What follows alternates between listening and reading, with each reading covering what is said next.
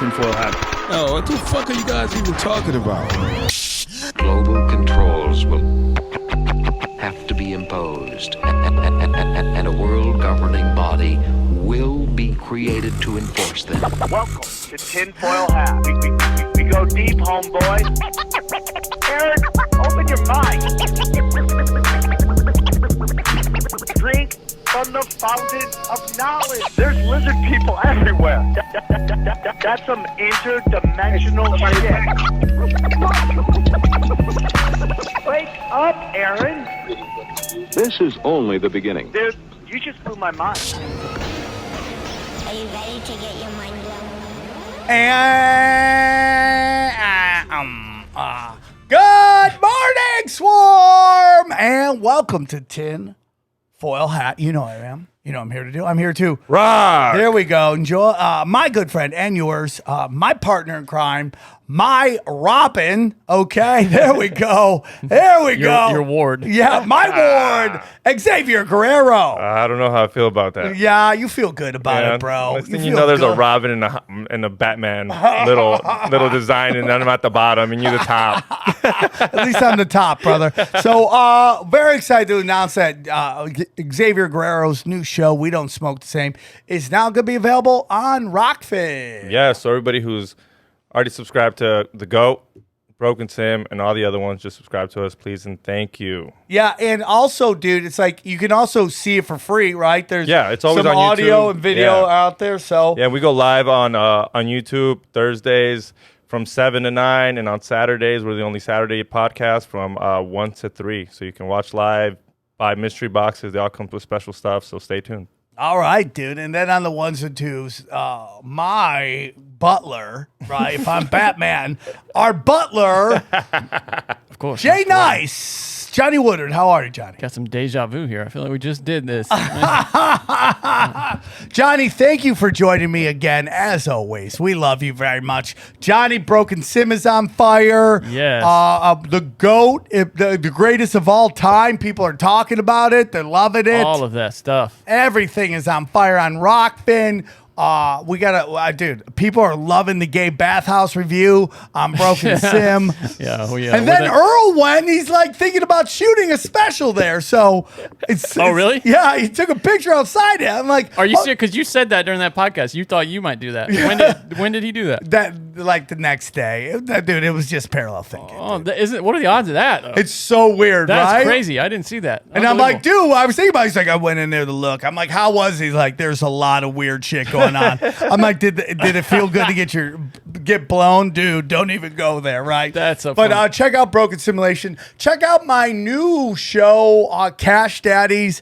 It's a great show for investing. You know, obviously you got to do your own research and invest at your own peril. But man, great show, a lot of fun. Chris Neff, Howie Dewey. But they're basically guaranteeing that if you follow their advice, you'll make money. So. Never said that. Never said that. Please sue Johnny if it goes bad. They're a fan that has made every single bet you guys have claimed? No. No? They're not bets. They're Or investments. Tips. Well, yeah. So, No. Your face is saying good that they didn't. No, I mean, like, dude, it's like Brian Callen said the best. If someone can guarantee you profits, you should arrest them right there because they're doing something illegal. Okay. It's just the markets, dude. It's just the markets. Even like in digital currency, man. Oh, dude. Right? I mean, like, you watch digital currency. Like, I've noticed at the end of every month, digital currency takes a shit because everybody's selling their currency because they got to pay their bills. Yeah, that's the way it works. Dude, I'm diamond hands in this shit till I'm a millionaire. I ain't even fucking around, dog. You haven't took none of it out. It's all staying in there? No, the only thing I've ever done is shift it to buy another coin. Guys, so check that out. Check out Unity the Unwanted. It's on fire. You can find it on YouTube while it lasts there. And you can find it on Odyssey. And it's probably one of the best discussions on the internet. It's a lot of fun. It's like a panel show for your favorite topics. And I'm amazed at how well it goes with so many people on it. But that's what you do. It's a party and everybody's coming, okay? So go have a good time. Enjoy that. If you want to see me live, again, I'm in Austin as we speak. As you listen to this, it will probably be out on Friday? Yeah. So, Yeah, it should be out on Friday. I'm in Austin tonight. I'm at the Romo Room with my good friend Augustino Zoida. I'm there tonight and tomorrow. That is April 9th and 10th? Yep, the 9th and the 10th. Yes, I'll grab Two tickets shows. at samtripoli.com. Then I'm going to be in Arizona after that, the House of Comedy on April 22nd through the 24th. And then after that, I'm in Helium's the following week at the end of April to May 1st. I'm at Helium's in Indianapolis. Oh, I also on the 16th, I'm in San Diego. I'm going to put that online. I'm at the Fuck House, I think it's called. I don't even know what it's called. There's only 50 tickets. I'll be there. It should be a good time. I'm very excited to get back down to San Diego. And anything else? Oh, T-shirts. Grab your T-shirts while they're still there. New T-shirt design up. Oh, by the way, I think we're sold out of Fisting the Machine. The 100 is gone. I'm so tempted to print more. But you know what? I'm not going to do it because I respect the deal. Okay? Yep. Going down to, so go to tinfoilhattshirts.com or samtripoli.com. Grab your new Evil Kingdom t-shirts. Go check that out. They are moving quickly. Grab them while you still can, because supposedly somebody out there doesn't like it. Word on the street is that it's outlaw shit. So go grab that right now. And anything else, guys? Nope. All right, guys. I hope you guys enjoy the show. As always, we have the occult killer Jay Dyer on, so enjoy the show. Drink from the fountain. Okay, man. Super excited about this episode. The great episodes just keep on coming, and this one's gonna be no different. He is an author. He is one of the best content creators out there. And he's always on the Union of the Unwanted. He's done this show a bunch of times. You've seen him on InfoWars, and we're super excited to have him here. He is the occult killer thriller, Mr. Jay Dyer. How are you, brother? I'm great, dude. Thanks for having me. Love being on the tinfoil hat. Thank you, dude. It means a lot to me that you always come on. Anytime I need you, you step up, and it means the world to me. And we're excited to announce that you're now on Rockfin, right? Yes, that has been a huge blessing, dude. Shout out to you. Shout out to Burma. Shout out to all the good guys over at Rockfin. It's been great. 1 week, we're already doing excellent over there. That's what I try to tell everybody. It's like it's so interesting because I don't want to make that all about this, but like I tell the people in like the conspiracy world, they're like, yeah, let me go try it, man. I tell all the comedians, they're like, I don't know, dude.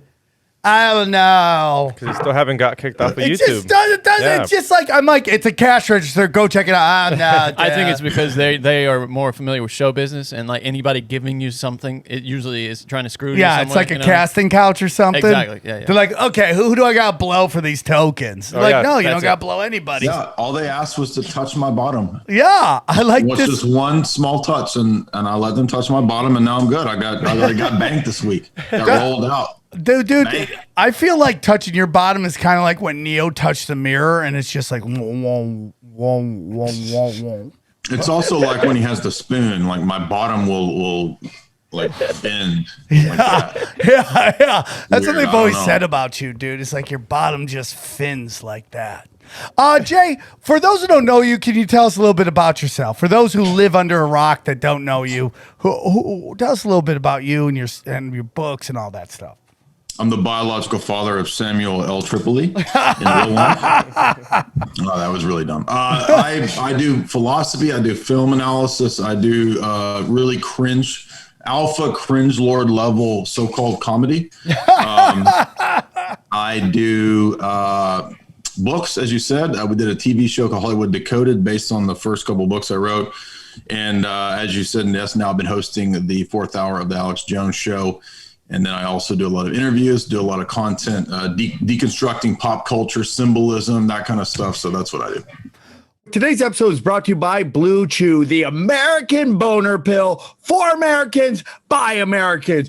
Get American, huh? You want rock hard boner? You want to shoot the American flag out of your rock hard shaft? Well, Blue Chew does it for you. That's right. Blue Chew is a unique online service that delivers the same active ingredients as Viagra and Cialis, but in a chewable form and for a fraction of the cost. Okay, Blue Chew tablets help men achieve harder, longer, rock hard boners to combat all forms of ED. Fuck you, you Taliban. No rock hard getting boners, okay? Not today, not with Blue Chew, okay? Blue Chew is an online prescription service, so no need for visits to the doctor's office. No awkward conversations, no waiting in line at the pharmacy, okay? It's shipped right to your door in a discreet package, okay? The process is simple. Sign up for BlueChew.com, consult with one of their licensed medical providers, and once you're approved, boom, boom, bang, bang, you'll receive your prescription within days. And the best part, all done online. Blue Chew's licensed medical providers work with you to find the right ingredients and strength for your prescription. I go, crank it, give me my turbo, go into 10. What's the highest number? 10? Give me a 12. That's how I do it. Okay. Blue Chew's tablets are chewable. Okay. Bluetooth tablets are made in America, USA, USA. And they are prepared and shipped directly to you. It's cheaper than a pharmacy. Okay. So here's what's going to happen. All you got to do, dude, we got a very special offer for our listeners. Listen, you don't even have to live in America, okay? You want an American boner and you live in Guam? Boom, there you go. You want American boner and you live in Tel Aviv? Bang, here you go. This is real simple, okay?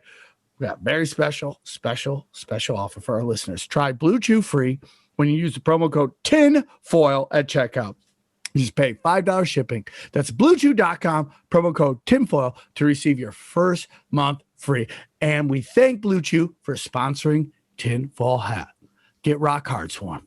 Well, it's great, man. You know, whenever I have you on or Isaac Weishaupt, you know, especially you two together, people go nuts. And because I think more and more people are open-minded to this. And, you know, I'm sure there was a time where you've maybe you did, maybe you didn't, but you felt like you were banging your head against the wall because nobody wanted to listen. But now it seems like more and more people are like, dude, there are dark arts occults going on at the highest levels of some of the most powerful institutions, whether it's Hollywood or Washington, D.C.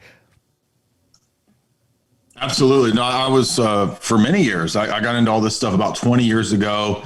I beat my head against the wall trying to talk to people, my family. So he's the family retard. He's the family black sheep. Now I'm the family retard. That's correct. They're like, oh yeah, you were right about all that, but you're still a total retard, but we love you.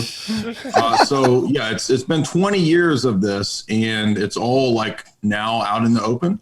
Literally everything that, even the shit that I thought was completely crazy, like 20 years ago, 10 years ago, even that now is in the open and like, oh yeah, no, that's just the norm. It's not even that crazy.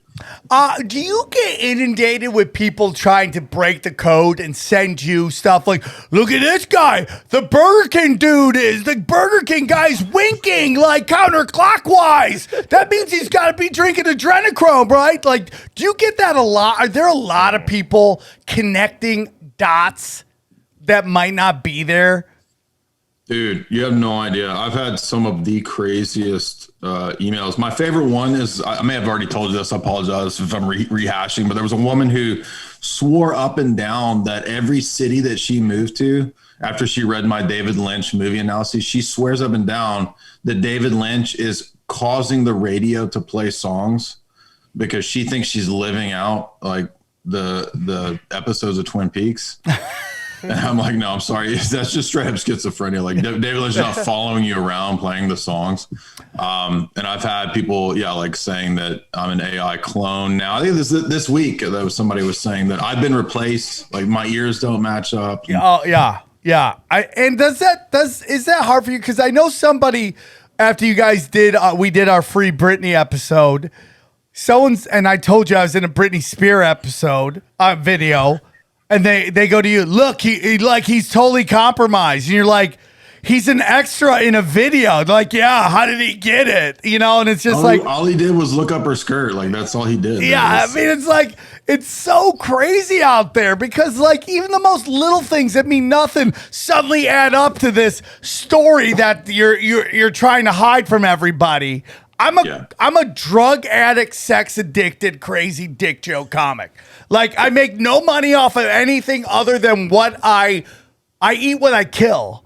Yet there's like, oh, dude. And it's so funny because when you live in Hollywood, like there's other guys who like in our genre and people be like, oh, Or they'll even say about me too, oh, they're failures. But then the next thing they'll say, the only way you make it into Hollywood is if you sell your soul. So like, am I a failure? I mean, like, pick a lane and go with it, dude. And how much did you sell your soul for that part? Yeah, $200, $100, if that. Like, it's like the most, what did I get, man? What did I get out of this whole thing? Just to flex on it. That's the only thing is you They telling always me. do that with like, oh, dude, you're part of Joe Rogan's CIA tour.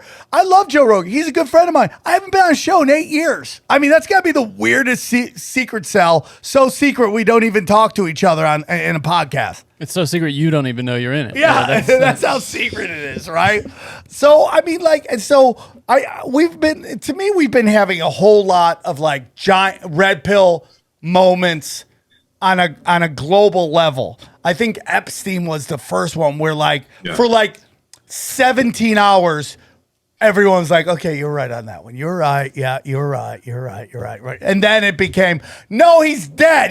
He killed himself. Nobody killed him. God. And then they ran with that like he had to kill himself. He didn't do anything else. Let's get into some Epstein stuff, man. It's like, because I do think it's still a big deal. I mean, especially with this Matt Gaetz stuff going on right now. Like, there is just talk of Israeli blackmail and extortion going on right now. Your thoughts on it? Where do you want to start?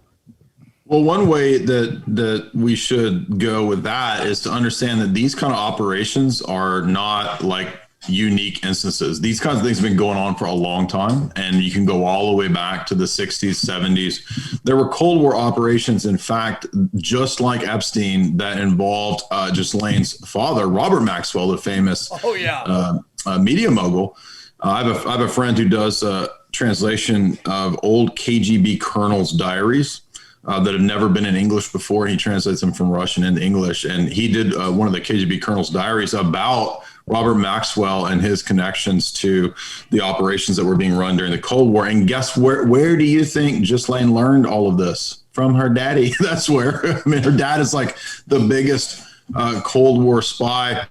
Story is, of course, that perhaps even he was killed by Israeli intelligence. So whether that's true, I don't know. But what we do know is that he was definitely running these kinds of large-scale blackmail operations, and they're kind of the predecessors to Epstein, just like other U.S. operations like the North Fox Island elites that were doing the exact same type of model of compromise as the Epstein operation. And this involved people connected to John Wayne Gacy as well as other serial killers. Okay, so I want to break down a couple things real quick before we get into that.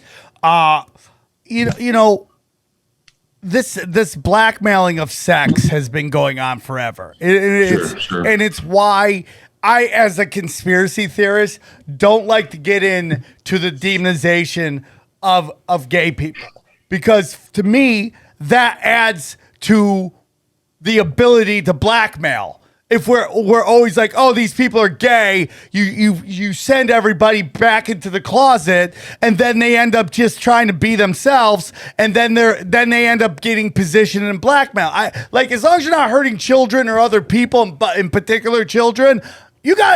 This is Sam speaking. I let you do you. I don't want to know what you're doing. As long as it's with consenting adults, you can do whatever the fuck you want. Because when we start calling, oh, this guy's gay, that guy's gay, that guy's gay, I think we have pressure to the ability to blackmail. Well, and also, I mean, in your own case, the openness about the degeneracy, that makes you unblackmailable. Like you're like, I'm a super pervert, dude. And so now, you're immune. No one could blackmail Sam Tripoli because you're just like, yeah, I'm a fucking pervert, dude. Can I tell you something? That was my game plan. I swear to God, I'm like, I've always had this fear of like getting blackmail. So I'm like, I'm going to be like, I'm a fucking weirdo.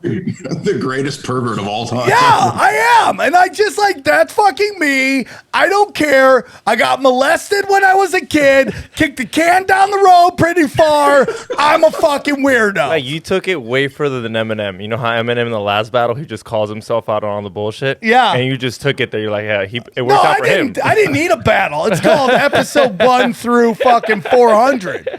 But it's like, it's just like, well, don't give them anything they can call you out on. And like, I have people call me all this word and that word, and like, they don't resonate with me because I didn't get that ever. I don't really care. It all makes me laugh. But I just see just like how these people get pushed into being manipulated. Hey, Swarm. Today's episode is brought to you by Athletic Greens, the most comprehensive daily nutritional beverage I've ever tried, okay? With so many stressors in life, it can get difficult to maintain effective nutritional habits and give our bodies the nutrients it needs to thrive. Busy schedule, poor sleep, lack of exercise, stress, and simply not eating enough of the right foods. This is where Athletic Greens can help. Their all-in-one all-in-one superfood is your nutritional essentials. It is by far the easiest, most delicious nutritional habit that you can add to your health routine today and empower yourself to take ownership of your health. Okay, one tasty scoop of Athletic Greens contains 75 vitamins, minerals, and whole food source ingredients, including a multivitamin, multi-mineral, probiotic, greens, super food blend, and more. All this working together to fill the nutritional gaps in your diet, increase energy, focus, aid with digestion, supports a healthy immune system, all without needing to take multiple products. Okay, so here's what's going on. Right now, Athletic Greens is doubling down on supporting your immune system during the spring months, okay? They're offering my audience a free 1-year supply of vitamin D and 5 travel packets with your purchase of, if you visit my link today, you basically never have to buy vitamin D again. So whether you're looking for peak performance or better health, covering your bases with Athletic Greens makes investing in your energy, immunity, and gut health each day simple, tasty, and effective. Simply visit athleticgreens.com/tinfoil and join health experts, athletes, and health-conscious go-getters and whoop-ass podcasting conspiracy theorists, okay, around the world to make a daily commitment to their health every day. Again, simply visit athleticgreens.com/tinfoil and get your free year of vitamin D and 5 free travel packets. So let's get into like the 70s era Epstein Island. What was that? And have there always been like islands like this? And are there more islands? I mean, right now in Canada, they have that one guy who is being... Oh, the other Epstein, the Canadian Epstein? Yeah. He's being played on that. Do you think there was a global takedown? Do you think Trump did that? Did that actually happen, do you think? So I looked into a lot of those operations, like Broken Arrow, these kinds of operations that do seem to be at a certain level going on and were coordinated like between Interpol and other countries. But the problem, of course, as you know, is that there's really just like one strata of society that never touches. It'll get a lot of those, which is good. I mean, I think it's great that at least the mid-level people get sort of nabbed. But what's really blown me away is that, yeah, there's more than that. Like there's other, not even necessarily islands. I mean, there could be other islands, but there's the Picton Pig Farm in Canada, which has a crazy blackmail compromise operation behind it. There's the Franklin cover-up with the people involved in filming that kind of stuff, which is a compromise operation. It goes into Paul Bonacci and Johnny Gosch and those people that went missing. There's the North Fox Island case, which is another, again, Epstein-style operation, which is up in Michigan. So, yeah, I think that this is just like a model. And a lot of people that go to these things, they don't know like what they're getting into, right? They, like in the case of the Picton Pig Farm, people were getting invited to just big raves in the 90s. They're, oh, yeah, dude, let's go to the fucking rave, man. Let's go. And then they go to this rave and there's like people being seriously messed with, tortured, and even killed. That's the story, at least. And now they're all implicated because they're all on camera at these parties, at these events, and you're automatically compromised, right? And they might not even know what they were going to. They just thought, oh yeah, we're going to a party, right? And they're literally grinding up. I'm not joking. They're grinding up hookers and feeding them to people.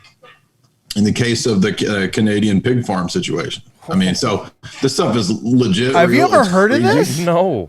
I've never heard it. What happened? The Picton Pig Farm. So the Picton Pig Farm is one of the cases where these two brothers who are connected to local gangs, Hell's Angels up there, as well as high-level Canadian government people and billionaires. Okay, and so they had this big farm that was registered under the government as a RCMP, like a government, like you could have entertainment venues at this farm, right? It's a pig farm. Who would want to go to a rave at a damn pig farm? Yeah, who's like, do you imagine that flyer, right? I mean, this is crazy, right? And they have a bar on the farm, which is a Hell's Angels bar. I'm not joking. And so they're having these giant parties, and there's a film studio on this pig farm where they have these raves. And the number, at least nowadays, is 40 to 50 women they think were ground up and killed at the pig farm, the Picton pig farm in Canada. Again, connected to the highest levels of the government. And so when all this came out, the government they allowed a $10 million mortgage for this farm. So then they were being propped up by high level people. It's insane. It's hard to believe. I couldn't even believe when I heard this. Like, what? How have I not heard of this? But it's the most famous and highest numbers of deaths in terms of Canadian serial killers, just the Picton pig farm, the two brothers there. But what, of course, is covered up is the fact that in many cases, of course, the establishment, a lot of the local police are actually helping out with these operations. They're actually attending the events. In fact, one of the RCMPs himself was part of this bondage ring, right, which they were getting into some really, like you said, stuff that actually harms people, right? We're not talking about just sexual proclivities. We're talking about like verging over into SNU, FF type stuff. Yeah, and it's really like, and what do you think it is? Do you think is it the chicken or the egg, man? Like, are the people traumatized as kids and then they grow up to this? Or is it like, if you want to get to this next level, you have to straight up we have to position you so that you are a part of this whole thing. Like, that's, if you talk any false flag, I do a show with Brian Callen, and it's always like, oh, dude, was everybody in on it? It's like, I don't think you get into that room unless you are in on it. They know everybody handpicked, and they got stuff on everybody, because this isn't an overnight event. This is like planned over months, years, decades, man. They're in no hurry, and whatever their objective is, it may not be realized in their lifetime, but the next generations or the next generations. Yeah, I think in situations like that, you have a lot of times lower level middle class people or people even from the streets, right? They get brought into these things. In the case of Picton Pig Farm, there was a lot of prostitutes that were brought into that operation and ended up dead. And then people that were coming to the parties were mid-level famous tier people. And it was run by these basically local thugs in concert with really high level people. I'm talking like billionaire level people. So that's usually kind of what's going on, is that you've got a few like higher up, really wealthy, really powerful people who kind of from the background can run these operations. And then you've got a lot of people that are used that don't know what's going on, right? They think they're just going to parties, they're going to, clubs, they're going to an event for a biker gang or something like that. And there's something much darker going on. And in some cases, some of the people actually appear to have been part of a generational they were raised in a family that was into this. In fact, I was just looking up one of the wealthiest families in the US is the Duke family. If you read the interview with the children of the Duke family in Rolling Stone, they say that they were raised in this kind of generational cult. They say they were brainwashed. They were forced to eat scat. All this kind of stuff. So here you have one of the wealthiest families literally traumatizing their children with this kind of stuff. So it's very real. I don't mean to be too dark or too nasty on your show, but I'm blown away at the level of the stuff that is out there now. And this whole thing with the Michigan, North Fox Island stuff. I mean, this is all like, people have just recently put this together. That's like these serial killers, not in every instance, not saying everybody's in on it, but in many cases, they're not just like running crazy organically lone gunmen like Oswald. They're literally always connected to these really high level people. They have military service and training for this kind of stuff. And this is a repeat pattern that that hardly anyone even talks about. I mean, in other words, the pattern of the serial killer, according to like the FBI and the mainstream narratives and the documentaries, is just completely wrong. Right? They tell you, oh, it's one guy who has an obsession with nasty hoes, and he prowls around all night because he just wants to kill hoes because he's mad at his mom or some shit. Right? That's not true. Like there's in most cases of the serial killers, they don't have a pattern. They kill all kinds of different people.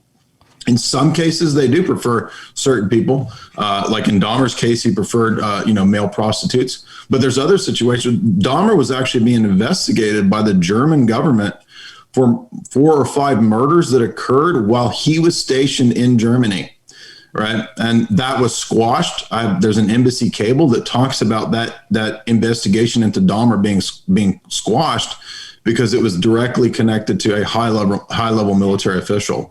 And Dahmer just happened to be stationed about 30 minutes away from another serial killer who was stationed in Germany, Gary Heidnik, who came back to the U.S. and started his own cult, and he was known to have been part of MKUltra. So that's a good suggestion, right? That it's very possible that Dahmer was actually part of MKUltra. Could have been a government contract killer or government assassin. And so just to sum up, I mean, kind of what I'm getting at here is that in the case of a lot of these serial killers, rather than it being the story that the FBI gives or the mainstream narrative about serial killers, the real story is that they usually have accomplices. So it's not just one guy. It's not a lone gunman or a lone killer. In a lot of cases, it's a contract killing or it's connected to organized crime. In a lot of cases, there's a connection to some kind of cult or the occult or Satanism. A lot of cases, they film it, not just for proof, if it's a contract killing to prove that they've done it, but also for the SNU double F type stuff. They're usually well connected in terms of either military training or they literally have like high level political connection. Did you know Dahmer, when he was 14, when his high school class went to DC, he made a phone call and they went and met with Walter Mondale, the vice president. Wow. Like what 14-year-old makes a phone call and they meet with the vice president? Do you ever hear that?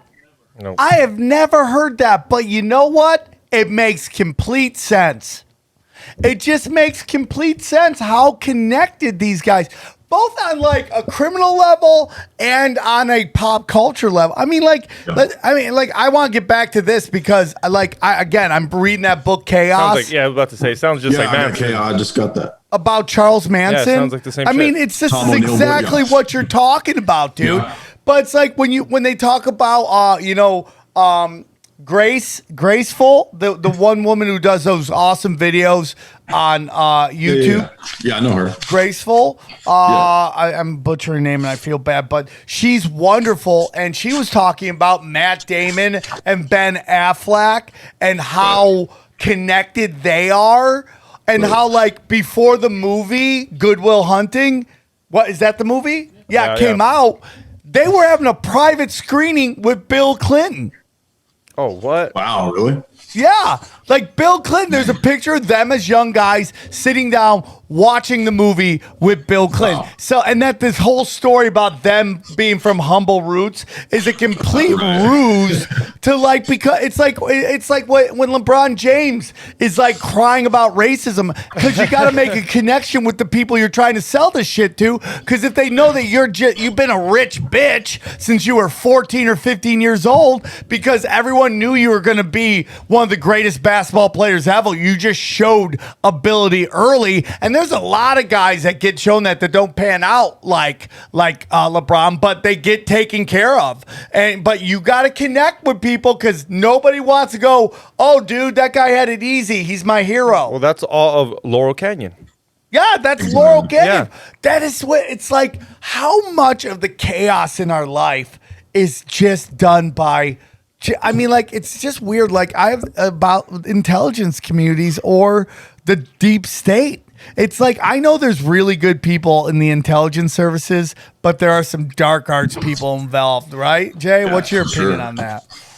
Oh, no, totally. Like, so I was doing some research and I dug up this 2002 article from a Canadian journalist who is the only like mainstream journalist I've ever seen make this connection where he points out that Hey, wait a minute. Maybe as part of the profile of serial killers that they had military training. Maybe that's relevant. I mean, what entity trains killers? Oh, the military, right? Oh, it turns out New York Times, London Telegraph is responding to this interview given by Dr. Thomas Nerut back in, I think in the 70s, it's 1975.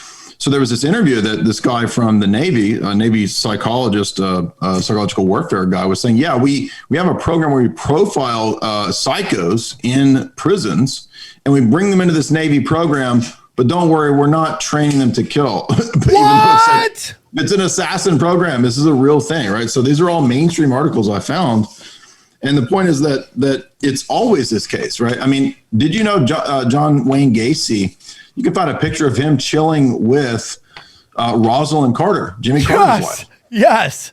That is insane, right? I mean, who has ever said this, right? You would think this would be part of the profile. Maybe having high-level connections is a relevant, situation in, like, if you're an investigator, right? If I was investigating, maybe I would think that having high-level connections would be relevant. The other thing I was going to say too, in my 5 points of what is the real profile of, quote, serial killers, is that they also happen to have trauma or MPD DID, right? So a lot of these guys, not all of them, but a lot of them, there's evidence that they have multiple personalities or dissociative identity disorder, or perhaps even something demonic, like a form of possession, right? In many cases now, even mainline psychologists are admitting that there does appear to be a basis to think that, this is just from psychology.com, right, that serial killers might actually have a problem with the demonic, that they might actually be possessed. And that's because not just because many of them have talked about it, but in terms of the diagnoses of the MPD, DID, dissociative identity disorder, in other words. And that's not a made up thing, right? You can read Dr. Colin Ross. He did a whole book on this called the Osiris Complex, where he breaks down how a lot of people who've undergone this ritual abuse, like, they have that kind of alternate persona. So that's a real thing. As to how, expansive it is, that's up for debate. But remember that the MKUltra mind control programs, they were studying, Project Monarch, Project Bluebird. They were studying these alternate personas and how to create assassins, how to create hypnotic couriers. So if we know, studied on how to create them, I mean, it's just 2 and 2. And almost all of the serial killers, literally about 24 of the top serial killers, had military training and or assassin training. I mean, like, you're training people to kill. I mean, well, let's take a look at Vietnam and the effects Vietnam had on people. Agent Orange. What did those chemicals have to do? Like, it's just kind of crazy. And then you had that Dr. Jolly, what is his name? That was Jolly West, right? Yeah, Jolly West, right? And you go down to who he worked with. It's just like Ted Kaczynski, Tim McVeigh. No, not you. David Koresh, Ruby from the assassination of Oswald, and Charles Manson. Damn. Yeah. Like, he worked with all those kind of crazies. Now, listen, dude. So, I mean, you want to get into like demon possession when it comes to these things, right? I mean, like, we've talked about this on the show, how we see these people who are on drugs looking like they're possessed. Because what does MKUltra do? It breaks down your basically your soul, your spirit, your psyche. Yeah. And once your psyche's down, you allow energy in. Could be demonic, could be suggestion. And that's what MKUltra was. It's just like to break your psyche down so that you are suggestible and they can implant thoughts. Or I totally believe they could be letting spirits in, dark arts in to these people, so they go on and they start shooting and killing and going on a murder spree. They tried it every way possible. Midnight Climax. Well, the CIA has had a history of actually studying how to use the occult for psychological warfare purposes. I mean, the military has had, the Army has had as its head of PSYOPs, one of the most famous Satanists in the U.S., Michael Aquino, started the Temple of Set. He left the Anton LaVey Church of Satan to start a real satanic group, right, that took it seriously, the Temple of Set. Well, he was writing the U.S. Army's psychological warfare doctrine programs called Mind War to Psy War. It's a famous document. So the idea that he wouldn't be training killers, I mean, he says he wants to train killers. What are you talking about? I mean, he says it openly in his writing. So, I mean, I could give you a whole list too of the direct connections to satanic cults and this kind of stuff with the serial killers. I mean, Son of Sam, he puts OTO Crowleyan symbolism in the letters that he wrote to the police. Oh man. Yeah. Zodiac, he wears the kind of cloak that you see like when Crowley does the Harpocrates secret. It looks a lot like the Zodiac killer's cloak. Dahmer had an obsession with The Exorcist 3, and he would rock back and forth in a trance watching The Exorcist 3, which is about a possessed serial killer, by the way. And not only that, have you ever seen Dahmer's altar of power that he was going to build? No, what is it? And so he sketched out this altar that is all skulls, and it has like these orbs, these blue orbs that the altar of power, and it has a curtain. And so I don't even know what to, if you look up Dahmer's altar of power, you'll see people's sketches of it. It's wild. Another killer claims to have had, I read his interviews, he claims to have had discussions with Bundy. And Bundy believed that he was actually taking on the power of those that he killed. And some of the women that were found in the Bundy case were actually drained of blood, but that's never been reported. It's never been talked about. There were actually files and police reports I dug up at the time in the local news about Bundy having a satanic connection, but nobody ever talks about that element in Ted Bundy.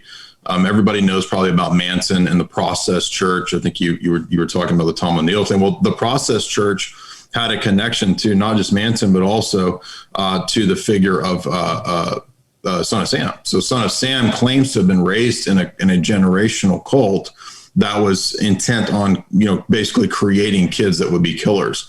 And he says that it wasn't just a cult. It was also like we worked with mobsters. We worked with contract killings.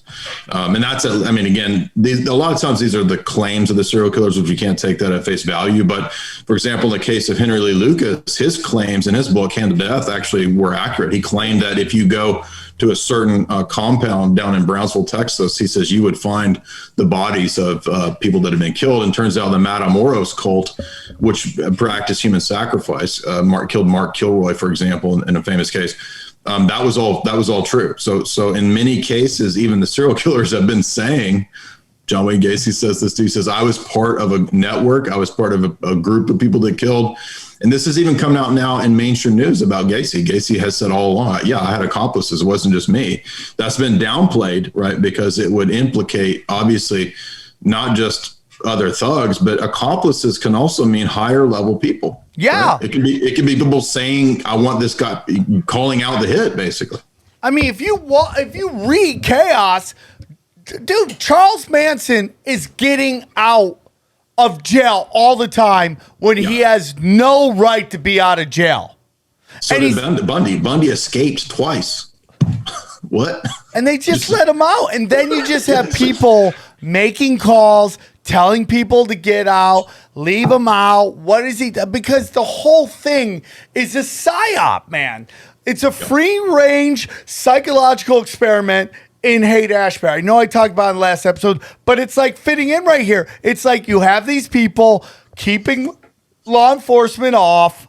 The biggest raid ever in LAPD at the time was at the ranch where Charles Manson was, and they were all released the next day. Yeah. They were all released out there the next day. You know who else I think is the same thing? Is Richard Ramirez. Who caught him? Yes, exactly. The neighborhood. Yeah. He has a pentagram. He goes on the pentagram. He literally shows it's the same thing. I think it's the same thing where he was somehow let go, or he wasn't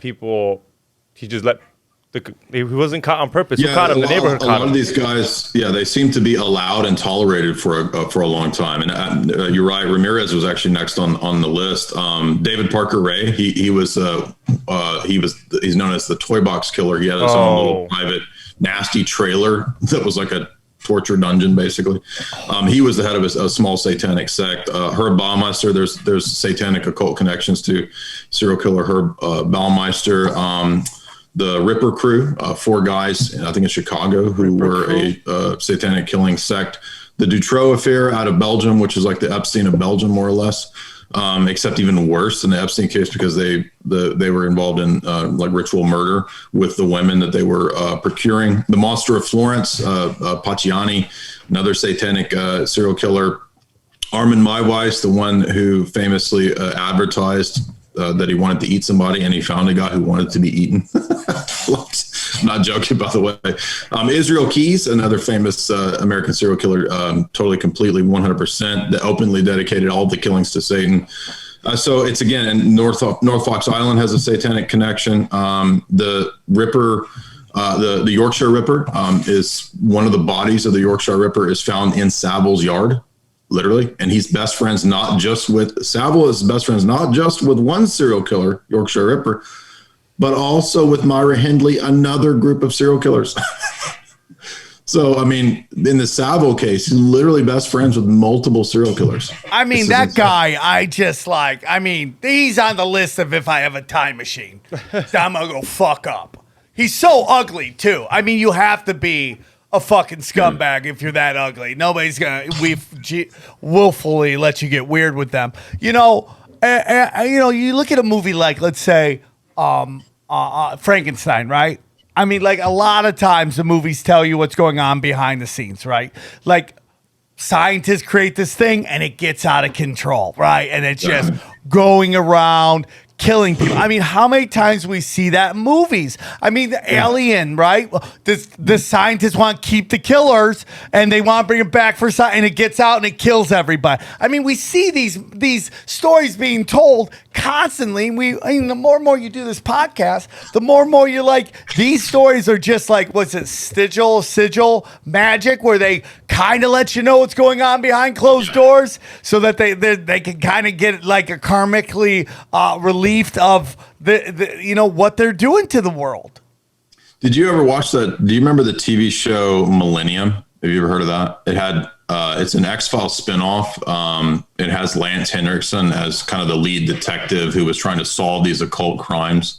It only lasted 3 seasons, but it was really wild in this regard. Spoiler alert, but the season, the show finale was actually that there is a program that the Illuminati have run to try to, on the one hand, advance human intelligence by increasing people's IQ. Oh, but oops, accidentally, in some cases, it actually creates serial killers. I'm not joking. That was how the show ended, was that the Illuminati had accidentally, so-called, created the serial killers who were going out and doing the ritual crimes. And they were all part of this network and this education of children, right? Where they would bring children into this program, the Millennium Club program, and raise them to try to increase their IQ. They would do, like MKUltra style modification to their brains and this kind of stuff. And it literally was causing schizo kind of breakdowns, MPD, DID, basically possessed guys to go out and murder and kill. So,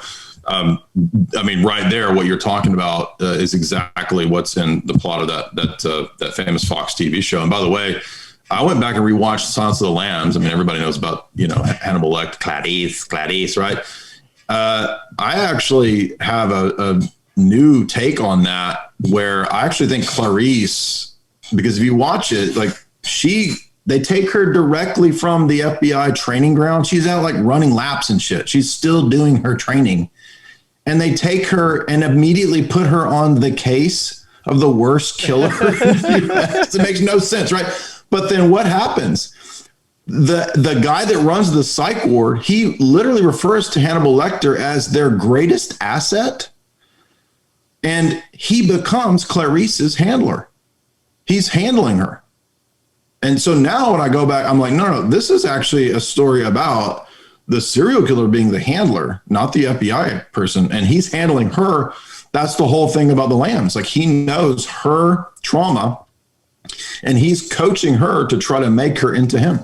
Now, she doesn't actually do that. The story goes in a different direction. But if you go back and watch Silence of the Lambs, there's a lot of scenes that don't make sense unless It's actually about Clarice being brought into some kind of psycho type of program. You know what? That's like the Karate Kid, right? Like there's that, and basically the Cobra Kai is based on the notion that the bad guy in the Karate Kid was the Karate Kid. Like he was actually, and a guy put together a quick clip of it that basically spurned on the Cobra Kai, but it was explaining how the Karate Kid used an illegal kick, stole the guy's girlfriend, did all this crazy shit that it like he's the bad guy. And he's actually just a piece of shit, right? Yeah, right? I mean, and now in the movie, I mean, TV show, that's kind of who he plays, right? He's like kind of shitting on the lead. Yeah. That's the blonde guy who is like, thank God, finally my real story's told. But, you know, we see that all the time, man. I mean, you see the movies all the time. They take children, they traumatize the fuck out of them to try to turn them into serial killers. Listen, man. I have instincts, man, and I know I'm a crazy person, but sometimes these instincts seem to play out. Like, you know, how many of these people that we put to death, we actually know they're dead, like on death row? I mean, you're going to put to death a killer, like, how do we know they're really dead? How do we know they're not doing what Jay's talking about? Is like just relocating them and using them for some. They do have witnesses, but how do you know they actually die? Yeah, they could be just putting them into a sleep and then wheeling them out of there. The guy's like, yeah, he's dead. Also, they do what they do with the popes. They just move around.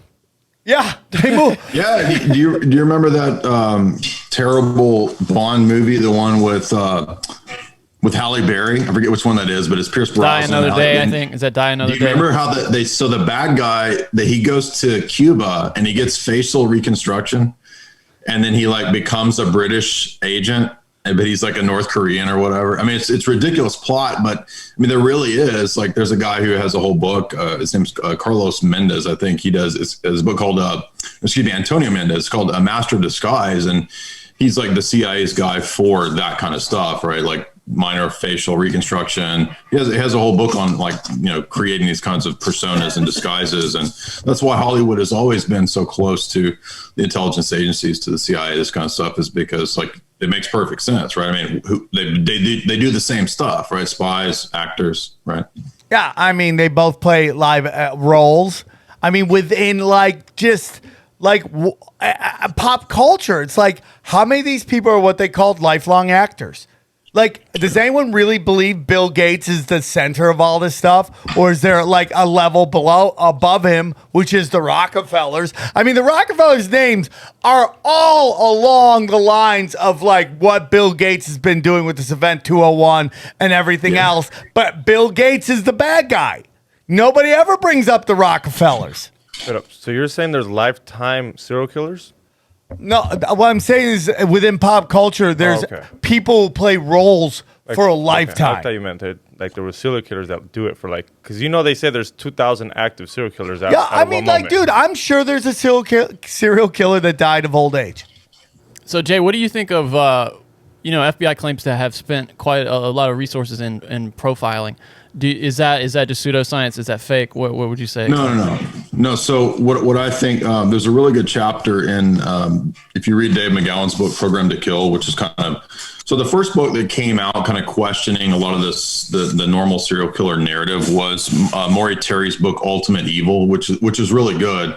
And I mean, it was serious enough info that the process search actually took Maury Terry to court, and Terry won. So he won his case that he didn't get sued. Because he was making a connection between the Manson situation and Son of Sam via this higher level cult of process, or 4P or whatever.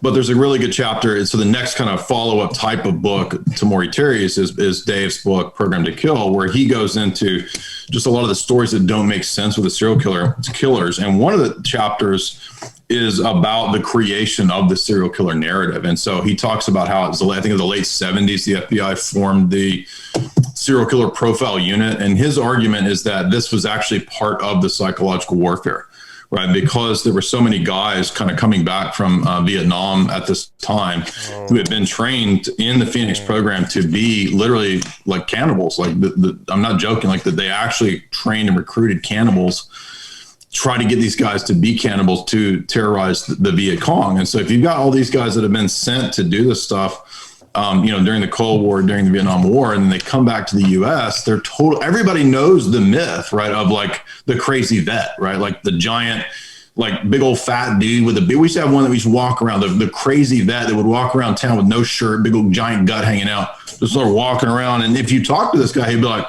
"Oh, they got me in Vietnam. They fucked me up big time." And literally he would say this, and everybody would laugh at the dude, like, "Oh yeah, whatever. Yeah, they got you in Vietnam, dude." Right? They did. They really got these people in Vietnam, and they put them into these programs to create psycho killers. And so we're surprised that these people come back from these different, deployments, like at military psychiatric hospitals like Dahmer and Gary Heidnik, and they come back and they're crazy cult killers. Well, I think that one of Dave's point is that it's not just a domestic, it's not just an attack in terms of psychological warfare on the Viet Cong. It's also a targeting of the domestic population in the U.S. And so if you read, for example, again, remember I was telling you that Michael Aquino was the U.S. Army's psychological warfare guy. I mean, he wrote the new doctrine of what the U.S. Army's psych warfare was. And in Aquino's writings, he says that we're not just fighting America's enemies. The domestic population is the enemy. Is that crazy? So again, he would absolutely unleash the serial killer mythos upon America. So what I'm saying is that it's a complex narrative of there are killers, there are contract killers, but in many of the cases, these serial killers are not actually doing all of the killing that they're supposedly doing. Like Henry Lee Lucas claimed to have done 600 murders, and then he later admits that was made up, right? So it's on the one hand, there are serial killers, there are trained assassins, there are contract killings, and there are high-level political connections, and there are media lies and created myths and narratives. So it's all of those things together. And the FBI's serial killer profiler unit is also partly just a Hollywood creation. It's so interesting. So if you want to get into something very interesting, the murder of Adam Walsh, super tragic, right? And this fits into the psychology of serial killers. So as soon as Adam Walsh goes missing, now people aren't leaving their house. They're not letting their kids leave their house that much. Now, look at this. And that's done purposefully. Stranger danger. And when statistically it's shown, like, was it 90% of the children who go missing are from someone they know? But now you're not talking to your neighbor as much. You're not letting your kids go. Kids aren't getting exercise as much as they used to. It's all psychological. And like, I want to say, okay, I'm not going to say it because that's a dangerous conversation to have. But I mean, it's all psychological. And just think about this, man. When you talk about that, they are targeting domestic people. If you have everyone believing that there's a killer and a murder around the corner, man, you can't get enough funding for law enforcement. Yeah. Yeah, the Charles Whitman case, who is the guy who went up in the UT clock tower and was sniping and picking people off. Again, by the way, a military-trained sharpshooter assassin. When Charles Whitman snapped, the result of this event was to start cracking down on firearms, right? There was the case also in LA. I think it's the Simonese Liberation, the kidnapping of Patty Hearst and all that. That led to the creation of the LA SWAT team, right? So police didn't have SWAT teams before this, right? But you get these high profile situations like this where, now the police have like all of this funding allocated to them. They can take on a military persona. It's the militarization of the police force, and a big part of that is this kind of stuff. So you're absolutely right, Sam. That, and if anyone doubts that, everybody just read Michael Aquino's book, Black Magic. He wrote a whole book on how to apply the principles of sorcery and black magic to psychological warfare. Oh my God, dude. It's like, I just really wonder if none of this bullshit was going on. Right? How much violence would there be? How much war would there be? I don't think a lot. And when we hear stories about warring tribes forever and this and that forever, how much of it is actually real? Or how much is it to just constantly program us that war is inevitable, that people go to war, fighting between groups is inevitable. Right? I mean, like all these ancient wars forever. I mean, we've been doing the show long enough to hear that how much of history is a lie. And that this notion that, oh, you know, whether it's Palestinians versus Israelis and like, oh, this history of this, they've erased history over and over again. Why wouldn't they erase that history, rewrite it so those people fight with each other? I just watched 1984 and I'd forgotten. I mean, a long time ago, I read the book, a long time ago, I watched the movie. I was watching the movie. I forgot that Winston works in the department where you erase and change the news from history. So like his whole job in the Ministry of Truth is to go through the news articles and change the history. So it's exactly what you're talking about. What's that? He works at YouTube? Yeah. Well, dude, I'm telling you something, man. So after this 2016 election, it just seemed like stuff was in like they had a moment where they're like, okay, the internet got away from us, man. You know, and who are they censoring? They're censoring who? Stand-ups and YouTube creators. Why? Because they can create everything for no money. So that who's the focus? Let's take away the YouTube channels. And that's why I took tinfoil hat off of YouTube. It's not there. You can't find it. I moved it to my own website, and I moved it on Odyssey and Rockfin. Those places right now are for free speech. I'm letting it go. It's not on YouTube because they don't want it anymore. I have other brands that are good for that. But man, after 2016, man, you start seeing articles disappear. You couldn't find the article. In one particular article, it was where the police chief talked about what they found on Anthony Weiner's laptop. There was a straight up article that named the chief who said it. Good luck finding that article today. Yeah. Where he said what he saw on that laptop made him cry. By the way, that guy died about a month before he's supposed to retire as police chief. I mean, good luck. That's what they're doing. But now it's more obvious because now they're like, fuck it, we're all into it. We got to crank it up. We can't do it slowly because we're taking these too high a profile people down. Now we're just gonna blatantly do it. They ding me on Twitter. I'm fucking done. So listen, man, you got some stuff about the mob and its connections to intelligence. You want to get into that? Do we have time? Sure, that's up to you. I did one last point that's pretty fascinating. I'll listen to anything you want to talk about. I didn't realize was this. So check this out. So BTK, Bind, Torture, Killed, one of the last famous serial killers. Dahmer, Berkowitz, Richard Williams, John Lee Muhammad, Gary Ridgway, Ray Norris, Charles Whitman, Leonard Lake, Arthur Shawcross, Charles Ng, Anthony Soule, Dean Corll, Dennis Nilsen, Gary Heidnik, Robert Lee Yates, Richard Allen Davis, Timothy McVeigh, Randy Kraft. All serial killers, all have military training. You would think that would be relevant to a profile. 100%. Now, look up famous military brats, bro. Like children of military people who are famous, and the list goes on forever and ever and ever and ever. And it's not just the Laurel Canyon studio. That practice is practice forever, man. It is long, and that is because if you grow up in a military family, you are trained from the start to fucking play by the rules. And how important the military is. You're easily manipulated, in my humble opinion, dude. And it's just like... Jim Morrison, his dad, right, is Admiral Morrison, who's running the false flag at the Gulf of Tonkin, famously. Jim Morrison, if you look at him right before he enters the so-called music scene, before he becomes the Doors, he's just a totally clean-cut, normal-looking dude. And then suddenly, like, he's this, edgy, sort of counterculture figure. And that was all just created by the establishment and the media, as well as many of these other, the Mamas and the Papas, the Crosby, Stills, and Nash. These people all come from high-level OSS, naval intelligence, military intelligence, CIA families. And I can list on. Keep going, dude. Let's stay on this. I might have you back to do the mafia stuff because I love this shit. We haven't had a good one like this.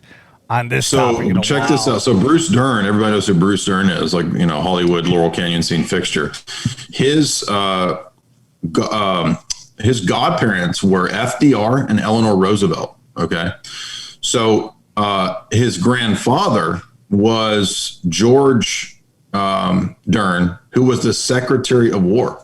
So not only that, George was, his uncle was Archibald McLeish, who was Skull and Bones.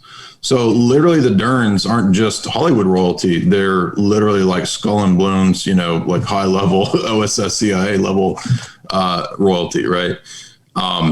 If you look at Barrymore, the weird thing about the Barrymore family, and I'm speaking here of John Barrymore, is that Barrymore was in the circles of Dennis Hopper, and they were running around doing some really dark arts type of shit that you talked about.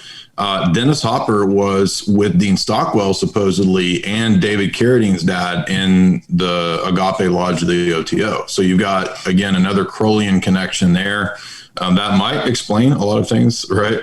If you look at Nancy Sinatra, right? Frank was not just buddies with JFK and all the top mobsters, right? Frank was actually FBI informant. So you've got, again, another counterintelligence connection. Jimmy Stewart, right? So Jimmy Stewart has access to the Laurel Canyon studios. He's out there filming all these propaganda videos. You can look up these videos on YouTube of him in the Laurel Canyon studios filming the FBI propaganda videos. He was also FBI informant, right? So at the time of the Laurel Canyon scene, right, this is the most cutting edge movie studio in the 50s and 60s in all of LA Hollywood, because it's the Air Force's movie studios. If they film the Trinity blasts, right? So the nuke blast, the Trinity, that's all filmed by the Laurel Canyon stuff, right? By the Air Force.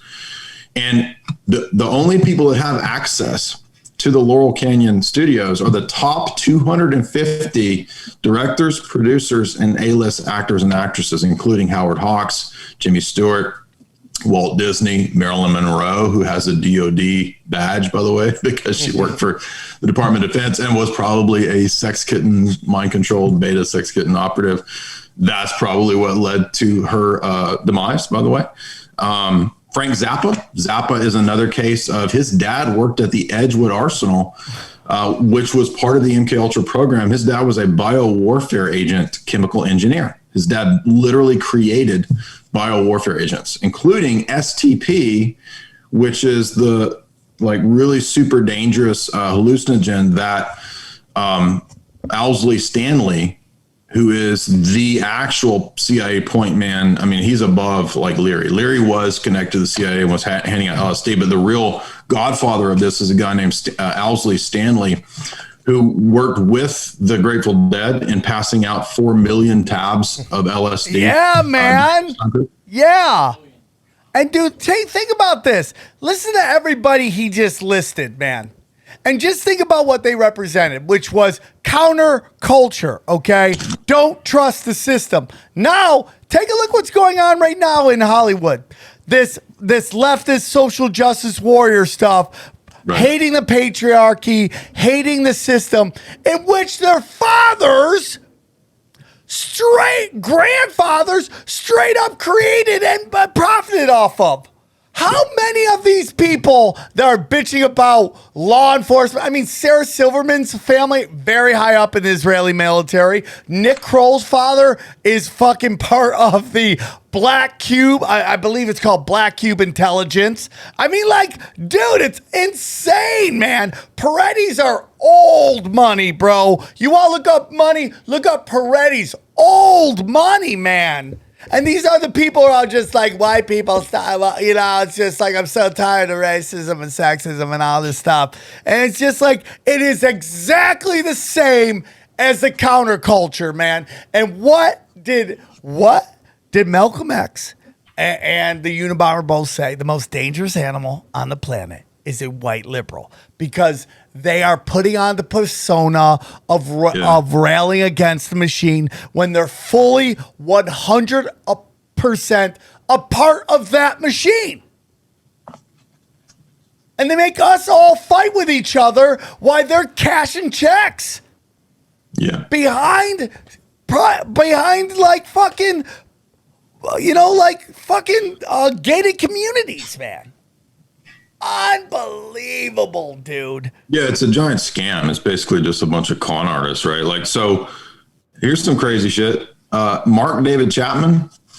So a couple weeks before he did what he did to John Lennon, he met with Kenneth Anger, the Luciferian, Crowleyan, avant-garde filmmaker, right, who made all those weird Lucifer Rising with Mick Jagger and all that stuff. And by the way, also has people from the Manson, like Bobby Beausoleil is in, or it's either Tex Watson or Bobby Beausoleil that's in some of the Anger films. So Mark David Chapman meets with Kenneth Anger 2 weeks before the shooting at the Dakota building, and he gives bullets, like unfired bullets, as a gift to Kenneth Anger. That's pretty crazy. And the suspicion is that there's, again, this connection to this higher level occult type of thing that seems to connect a lot of the serial killers and a lot of the mob hits and contract killings, and even the killing of people like Mark David Chapman.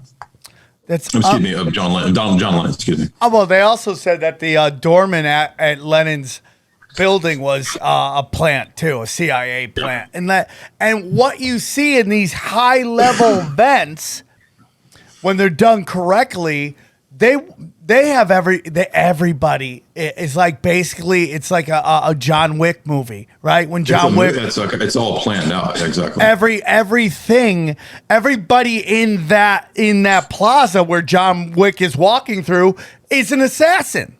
Like, that's the JFK assassination. Everybody's there. So when John Lennon gets taken down, the door guy is CIA. When Malcolm X gets murdered, the famous picture of the guy giving him mouth to mouth, he is an undercover cop. So undercover that they don't take an oath.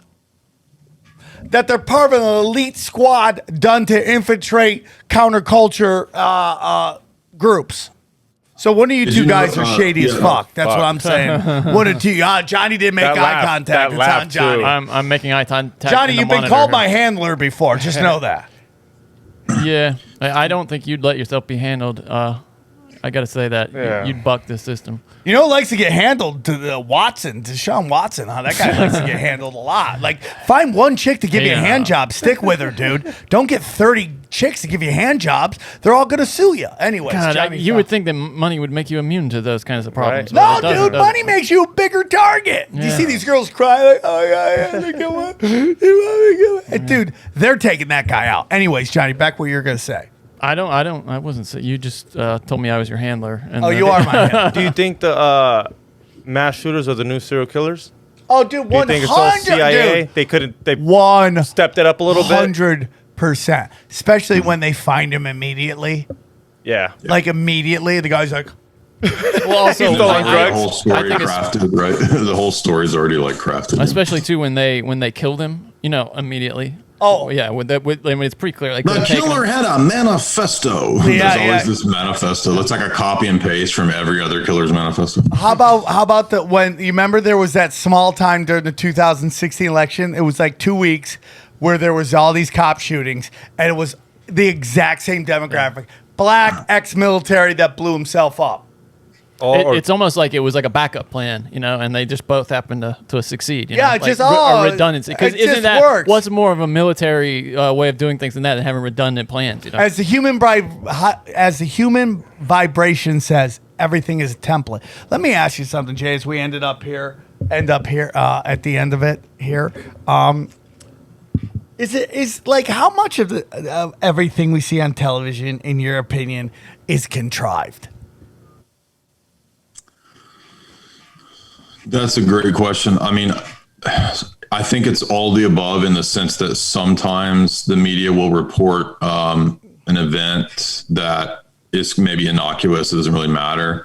Sometimes they'll take an event as it happened and kind of spin it a little bit. Sometimes they'll take an event, if it's a really important, high profile event, and it will be completely, literally like a Psyop. And staged, and then sometimes the events they're not even real at all. They're just completely fabricated news stories. And there's a long history of this in psychological warfare. I mean, if you think about military tactics, it's a lot easier to understand, because military warfare tactics, right? It's all about deception. So that includes fake news. That includes, bombardment of the enemy target population, trying to destroy their morale. All that kind of stuff is pretty commonplace in warfare. And if we just move that over into the understanding the mass media as like mass psychological warfare, it makes a lot of sense. That's why, man, I got kicked off Twitter and I don't think I'm going back. And I just got to be honest with you, like so much angst is gone. You've been on that kick where if I'm not wanted, I'm not going to be there. Yeah, and it's just like it's still there, so I think they're going to give it back to me. And I'm thinking about getting my friend Robin just to run my social media for just promotion. Just here's my podcast, here's my gigs here, and not getting into that anymore because it's like, have you ever gone to like what's trending on Twitter? It's every psychological operation they're running right now. Yes, 100%. Like Johnny, do you have something to say? I just wonder if can you resist posting? It's hard, dude, because I love teeing off on people. Yeah. It gets me, but I know you're going to see something really stupid, and you're somebody saying that they think vaccine passports are not fascist possibly, and then you're just gonna have to go in. And it's not nothing you tweet. It's always your replies to someone's bullshit. Yeah. Like go fuck yourself. Maybe I shouldn't say that. That should be a golden rule. Maybe one C word like a week. No, you can't say C word at all. Really? You cannot say the C word on Twitter because that is seen as meanie, right? Well, it's gendered language, Sam. But there's nothing a woman can call a man that gets her automatically kicked off. You got to be black. Yeah. You can say the N-word, but you have to be a black guy. Yeah, it's just other than that, it doesn't work. It's just so ridiculous, dude. I saw this fight between black gays. I'm gonna talk about on Broken Sam, black gays versus black trans, and dude, just N-bombs flowing, dude. I mean, so many N-bombs. A Klan rally would get uncomfortable with the amount of N-bombs that these people are calling each other. But it's like, hey, man, that's the world we live in. All right, guys, this has been Jay. Can you please tell our listeners where they can find you and what you want to promote, man? You crushed it. This has been a great episode. Absolutely, man. It's always great talking to you. You guys are a lot of fun. It's one of the coolest podcasts out there. I love coming on here. If you want to find my materials, you can go to jaysanalysis.com, and that's all my lectures and articles and essays and kind of the back catalog. You can subscribe there. Also now on Rockfin, definitely want to promote that Rockfin. I'm loving it over there. So you can find me there under Jay Dyer. And then, of course, on social media, it's Jay Dyer as well. So be sure and follow me there. If you want my book, if you like what we talked about today, I get into that kind of stuff here. Jay's Analysis has a shop, and you get signed copies of my book there. One of the best in the business, dude. There's a reason why you're on InfoWars, because you're fucking great. When you remembers all these names in these books, I'm like, yep, I can't do that, dude. Jay, thank you for coming on. We love having you on. You have an open door whenever you want. Come on. You are awesome. Welcome. Thank you, man. I love you, Xavier. I love you, Johnny. Thank you guys so much. I love you, Swarm. I hope to see you in Austin this weekend. Thank you so much. We go deep, homeboy. Aaron, open your mind. Drink from the fountain of knowledge. There's lizard people everywhere. That's some interdimensional shit. Wake up, Aaron. This is only the beginning. Dude, you just blew my mind. Tinfoil hack.